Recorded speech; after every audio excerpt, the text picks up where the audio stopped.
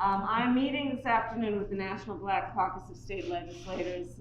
I have met with them before. They are extraordinary leaders in their states and national leaders, and we have many important topics to discuss.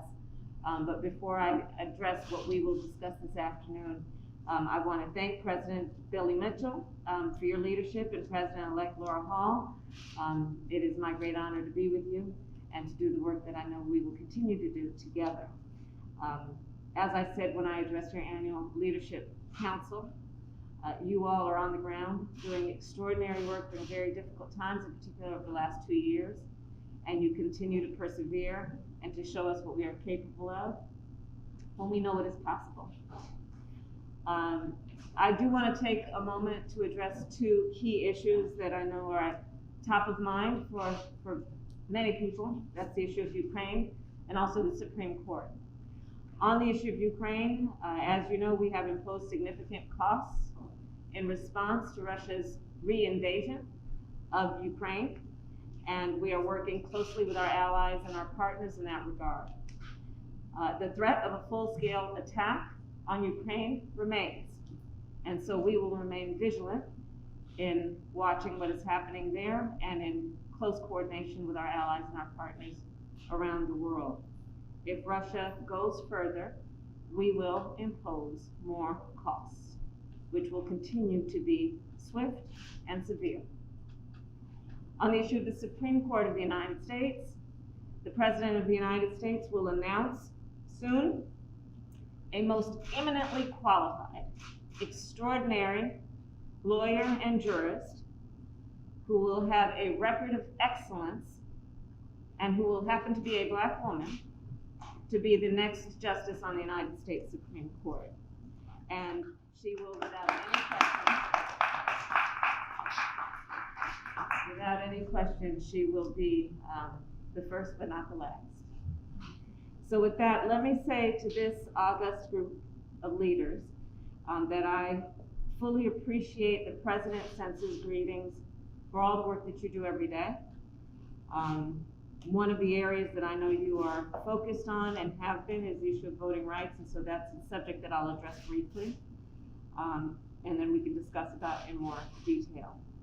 As we know, we are at this moment faced with probably an unprecedented fight to preserve and protect the right for all people who are eligible to vote to be able to vote unencumbered. We are also looking at an unprecedented assault on the freedom to vote in our country. In many of your states, we have seen legislation that has been passed or is attempted to be passed that will have as its, I believe, direct intention the goal of making it more difficult for people to vote, with the hope and expectation that when it is more difficult for people to vote, people won't vote. So it is our collective responsibility to do everything we can to ensure that those laws are not passed and that we speak using the full voice given to us through the bully pulpit we have to let folks know that they have a right and that we will fight for that right for all eligible voters to be able to vote. We, of course, here in Washington, D.C., have fought through our administration and along with many of the leaders here to pass the John Lewis Voting Rights Advancement Act and the Freedom to Vote Act.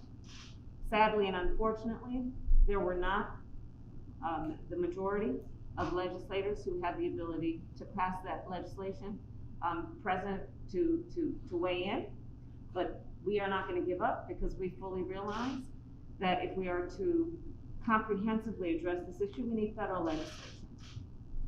That being said, there is still work to do at the state level, and that is where your leadership kicks in a very fundamental and a very important way. And so I look forward to our conversation and the work we will do together.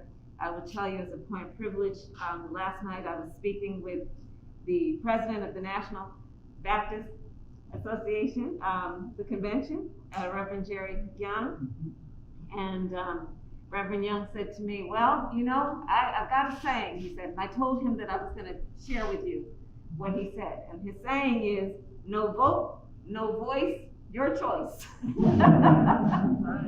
And that is a message that he is sharing through the National Baptist Convention and through his role of leadership. And I shared with him that some of us may echo that same message. With that, I want to thank again the National Black Caucus of State Legislators for your work, for this visit, and for the work we will continue to do together. So thank you and welcome. Thank you.